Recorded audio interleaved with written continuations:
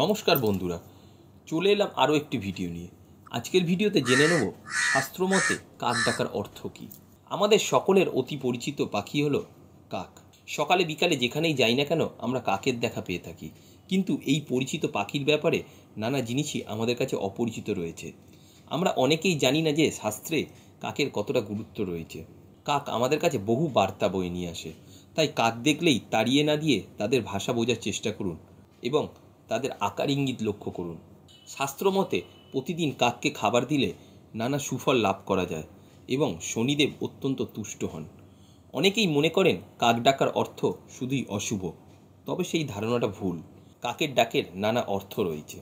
আজকের ভিডিওতে প্রথমেই জানাবো যে আপনার উদ্দেশ্যে কাক ডাকার কী কী অর্থ রয়েছে। প্রথমত মাথায় রাখতে হবে, কাক যদি আপনার দিকে তাকিয়ে একভাবে ডেকেই চলে তাহলে বুঝতে হবে কাক আপনাকে আপনার মনের কথা শুনতে বলছে। এর অর্থ হলো আমাদের ভিতরে অনেক কিছুই চলতে থাকে যাকে আমরা পাত্তা দিই না, তবে এর ফলে আমরা অনেক বিপদেই পড়ে থাকি। সেই কথা শুনতে বলার জন্যই কাক অনেক সময় আমাদের দিকে তাকিয়ে এভাবে ডেকে চলে। আবার কাক যদি আপনার দিকে তাকিয়ে 3বার ডেকে চুপ করে যায় তাহলে বুঝতে হবে কোনো বিরাট পরিবর্তন আসতে চলেছে। সেই পরিবর্তনের ফলে আপনার ভালোই হওয়ার সম্ভাবনা খুব বেশি। এছাড়াও কাকের ডাক যদি আপনার কাছে কান্নার মতো মনে হয় তাহলে বুঝতে হবে সে আপনাকে কোনো আসন্ন বিপদের ইঙ্গিত দিচ্ছে, আপনাকে সতর্ক করার জন্যই সে এসেছে।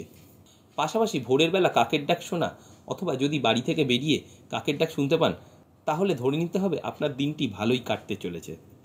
তবে রাতের বেলা কাকের ডাক শুনতে পাওয়াটা একেবারেই শুভ নয়। মনে করা হয় কোনো বিপদের ব্যাপারে কাক আপনাকে সতর্ক করতে এসেছে, কোনো অশুভ শক্তির ব্যাপারে জানান দিচ্ছে বলেই মনে করা হয়। এছাড়াও দিনের যে কোনো সময়েই আপনার জানলার বাইরে কাক এসে ডাকলে বুঝতে হবে যে সে কোনো খারাপ খবর নিয়ে এসেছে। কথায় রয়েছে, কাক কোনো মৃত্যুর খবর সঙ্গে করে নিয়ে আসে পৌঁছে দেওয়ার জন্য।